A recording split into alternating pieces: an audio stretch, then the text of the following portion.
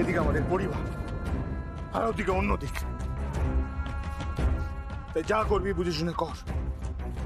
না, বারবার বলছি কিন্তু রানী, যা করবি বুঝে শুনে কর।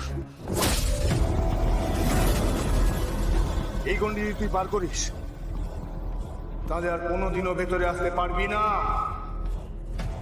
তাই ভেবে চিনতে পা বাড়া।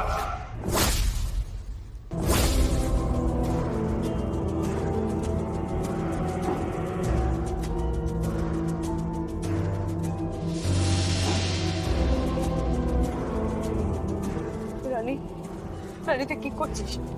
রানী তুই যাস না, কিন্তু তুই ফিরে আয়। তুই ফিরে আয় আমার কাছে। আয় আয় রানী, আয়। তুমি আমাকে আটকাও। রানী, সবটা শেষ হয়ে যাবে। রানী, সবটা শেষ হয়ে যাবে, এরকম করো না। রানী, ভুল সিদ্ধান্ত নিচ্ছিস তুই। রানী, ভুল সিদ্ধান্ত নিচ্ছিস।